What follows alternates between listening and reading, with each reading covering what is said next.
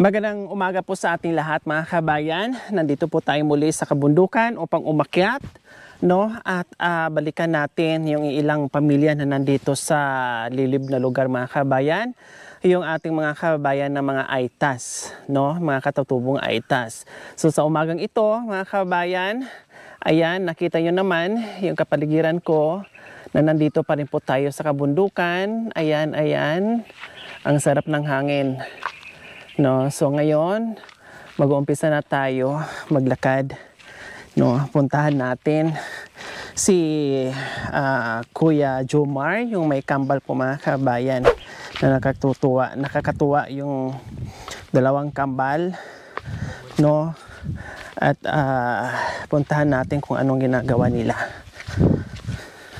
Sana nandiyan po sila mga kabayan kasi minsan pag wala sila, nandoon sila sa malalayong lugar. Ibig kong sabihin, nandoon sila umaakyat sa kabundukan, no, para manguha ng iba't ibang klaseng root crops. So ngayon, sana nandiyan lang sila para mabalikan natin. So exercise tayo sa umagang ito. Tao po. Ay, B, nasaan si mama mo? Ha? Nandoon. Anong ginagawa doon, anak? Ha? Anong ginagawa, B? O, tara, puntahan natin. Dali, samahan mo ako. Ayun. Nandito pala sa mga kabayan. Hello! Nandyan kayo? Wow! Nililinis nila mga kabayan yung matataba nilang mga kamunting kahoy at nagtutulungan sila dito. Wow, ang aga-aga pero naglinis na kayo dyan, Kuya Jomar. Hello, kambal. Hi. Uy, nagkasama naman siya dyan ni Papa niya. Nasaan yung, ay, nandoon pala yung isa. Ay, kumusta ikaw, kambal? Ha. Ayan, kasama dito. Kumusta kayo, Kuya Jomar? Mabuti po. Ha? Mabuti. Napagod na ba kayo sa kalilinis niyo dyan? Oo. Ha? Pagod na? Pagod na. Pagod na. Pero ang lambot ng ano-ano, ng lupa. Kahit masukal, pero madali siyang bunutin. No, madaling tanggalin. Patingin nga, ay pahari mga, pasubok ka kuya. Ay naku, ang sarap magtanggal ng ganito kung ganito kalambot. Yung iba pahirapan, halasig, ganon. Pero ito, isang ganyan lang. Tanggal agad. Pwede nga siyang bunutin lang eh. Ito ba ay may mga bunga na? Meron na. So, kailangan talaga siyang tanggalan ng damo. Kasi kung hindi, papangit yung tubo ng Mga kamuting kahoy. O kayo naman, Ate Jane, kumusta? Kahit napapagod na kayo, pero nakasmile pa rin kayo dyan, Parang walang kapaguran kayo, no? Ate Jane? Kasi, halata ko na hinihingal na kayo, pero nakasmile pa rin kayo. Masaya ba kayo na lagi yung kasama si Kuya Jomar? Masaya po kasi po magpinsan kami, tapos inasawa niya ako. Ay, magpinsan kayo?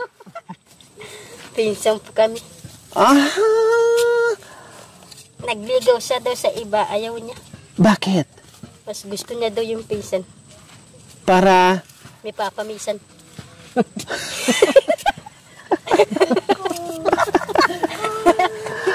Nagulat ako sa balita mo, Pinsan kayo. Kasi sa mga sa ibang, tulad ng mga, kung hindi ako nagkakamali, may mga ibang tribo na okay lang sa kanila, pwede mag-asawa magpipinsan. Ganun din ba sa mga Aitas? Okay lang kahit magpipinsan? Magpinsan kami po. So ayun mga kabay, nagulat ako, no? Masiyahin daw si Ate Jane kasi magpinsan, doble ang relasyon. Pinsan na, no? Magpinsan sila, then nagmamahalan, kumbaga na doble yung relasyon nila mga kabayan, at binayaan sila ng 4 anak? 4 po. 4, diba? Kasi nakakambal ka. Buti pumayag yung mga magulang, okay lang din sila? Okay po, kasi po nagbigay siyang 3 kalabaw. Wow! Ang yaman pala ng lahi ni Kuya Jomar kasi 3 kalabaw na malalaki ang binigay? Mga lalaki po at saka 4 na kaban, bigas. Tapos nagpakasal na kayo, ganun. Wala nang kasal po. Ay, wala nang kasal-kasal. Wala na po. Tapos anong sabi ng mga tao? Okay lang. Okay lang po. Lalo na sa tribo nyo, okay lang, tanggap naman talaga Tanggap po yun. na hindi lang naman kayo sa mga katutubong aitang nag-asawang pinsan o kayo lang? Marami na po. Marami na. Yun nga mga kabay, may ibang tribo talaga o ibang lugar dito lang din sa atin na okay, no? Okay yung mag-asawa yung magpipinsan. Nung niligawan ka niya, o anong sabi mo? Kasi sabi mo, hindi mo sinabi sa kanya na, magpipinsan tayo, bawal. Hindi ganon, hindi mo sinabihan. Dati po, barkada ko lang po siya kasi isip ako lalaki. Isip, Puso ako lalaki. ay tibo ka? Ay tibo ka nung Wala tomboy po. Barkada ko po sila. At saka yung mga lalaking mga barkada mo, syempre pag tibo, mga lalaking mga kasama. wala po yung kabarkada ko. Tapos paano kanya naligawan na alam niya mang tibo ka at pinsan ka pa niya So, sinabi niya, na kapag tomboy ka pala, masarap kang kasama. sabi niya, Kasi- nai-enjoy siya kasi masayahin ka kasi. Tawa ka ng tawa. O tapos, Parati kang tumatawa. Nakikita yung dimples mo. wow, nabighani sa dimple mo. Ha, batingin nga kung may dimple ka. Wow. O tapos, anong nangyari? Sinagot ko po siya. Joke. Sinagot mo kaagad siya. So, sinabi ko sa kanya, di ba magpinsan tayo? Bawal yun. Hindi bawal yun. Sabi ni Kuya Jomar. Masaya Tapos, tayo kapag nag-asawa na tayo. Sabi na. natanggal na yung pagkatibo mo nung inasawa ka niya. Po natanggal na po yun. Siyempre. Siyempre, hindi ko naman alam kung magpinsan kami. Kasi nagtrabaho ko doon sa Ay, nung una hindi mo alam na magpinsan kayo. O tapos, uwi ko. Nakita ko na yan. Tapos- Panggabi, siyempre laga-laga ka. Puro mga lalaki. Kasama rin yan. o tapos, nung gumagala kayo, kasama siya, tapos, Si mama. Bakit sabi ko sa kanya, bakit hindi ka uuwi? Eh, kasi gusto kong kasama kayo. tapos nung niligawan mo daw siya, Niligawan. nagbigay ka daw ng 3 kalabaw. 3 kalabaw saka 3 kaban. Wow, ang dami naman kalabaw, pwede naman sigurong isa lang. Inubos mo lahat ng kalabaw ng mga magulang mo. Siyempre, mahal mo isang babae. Wow, ang swerte mo naman, Ate Jane.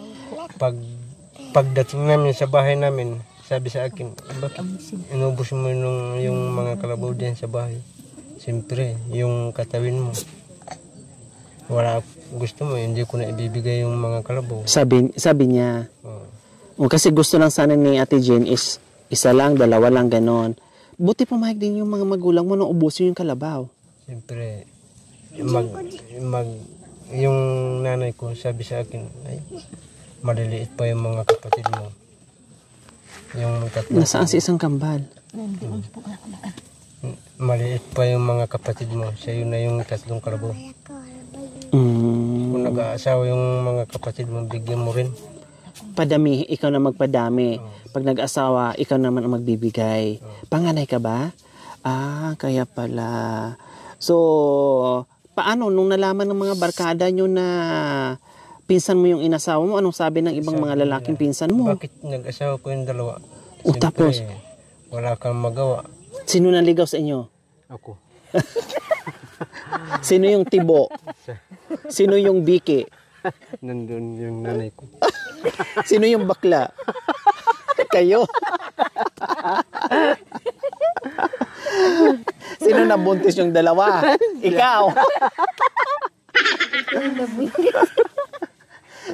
Ang importante naman doon is yung igihan kayo, nagkakaintindihan. Tulad ngayon, kahit alam ko sobrang hirap ng buhay, pero nagtutulungan kayong dalawa ni Jennifer. At Sabi maano? sa akin, ate, kung may anak na tayo, anong gagawin mo?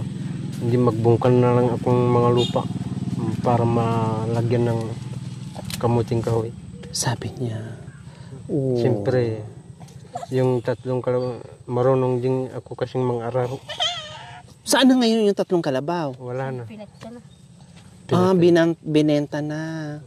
Oh, kasi nagamit niyo na rin. Kasi nagkaroon kayo mga anak. At nabiyayaan kayo ng mga magagandang Yan kasi- cute na Kasi gusto mo kamba. ng kamuting kahoy. Nako, hindi pag mga inaalok ng mga katutubong aitas tulad nyo, alam naman namin talaga yung mga puso nyo na marunong ding magbigay. Tinatanggap din namin ng buong puso kasi alam namin binibigay nyo rin yan ng buong puso sa amin. Okay, sige. Kung pwede, kumusta kayo So, mabuti po. Mabuti? Kamukha mo ito at masiyahin din. No? Okay, sige.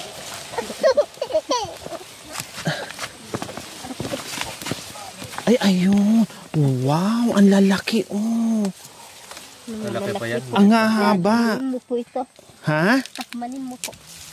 Takmanin. Ganunin natin ng ano. Para hindi masugatan. Pero meron ka pong bibit-bitin pag uwi mo po. Wow, grabe sila. O, di ba mga kabayan?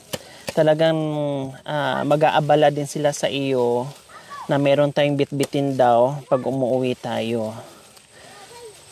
Ang sarap ilaga. Nung nabigyan ako nung nakaraan, nilaga ko. Oh, bakit may kulay? Ubi po yun na ano na. Hala, may ubi sayang. Oh. Sayang. Kasama na. Masarap po ito. Press na press. Yes, kasi bagong bunot. Masarap yan, Tarang ano yan. ilaga. Tarang talaga. Ako nga kuya, subukan ko.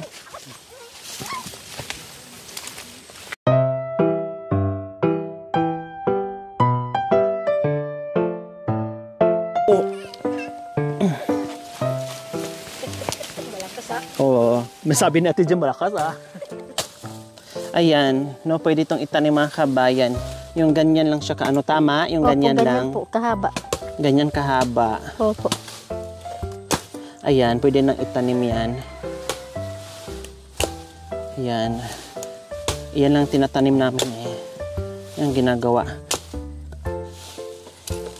Hanggang ano lang, huwag lang yung masyadong mura na, no? Opo. Ate Jane. Ang chirisa ko. Ay na. Kasi sayang. Sayang po.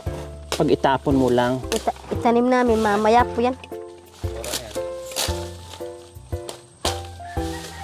Ayan, o diba, ganyan po mga kabayan, walang tapon, kumbaga, pag nagkuha ka, pwede mong ipalit, no, para hindi nawawalan ng kamuting kahoy, ano kaagad, tanim kaagad. So, ganun din siya mga kabayan, kasi madali lang mabuhay yan, no? Madali pong mabuhay. Buti nga, kahit ganito yung klaseng lupa, no? Opo. May mga lupa kasi di mga kabayan na mahirap patubuin o maliliit lang yung bunga, pero ito maganda. Okay, tara.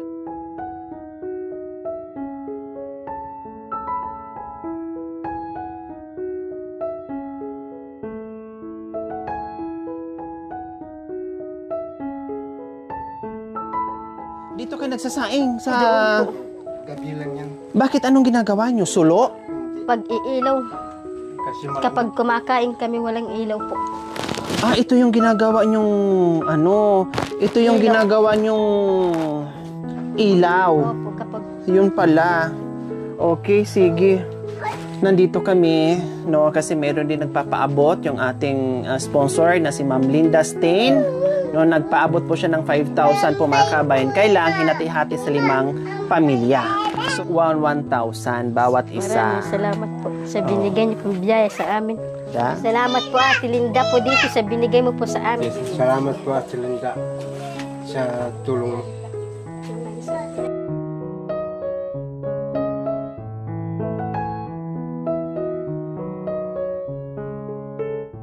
Maraming salamat po muli kay Ma'am Linda Stain sa inyong gintuang puso.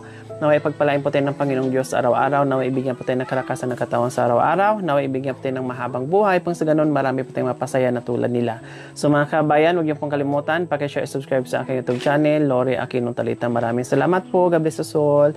Bye! Oh, bye-bye! Bye-bye! Oh, high five. Appear!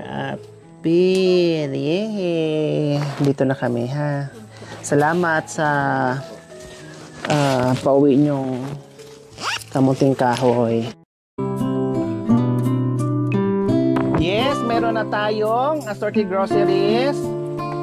isang tray na itlog at pinaka-importante sa lahat na hindi nawawala sa atin ay yung ating bigas. Kayo mamaya at meron pang Maraming salamat po kasi po hindi namin po alam na mayroon pupunta po sa amin na magbigay ng bigas.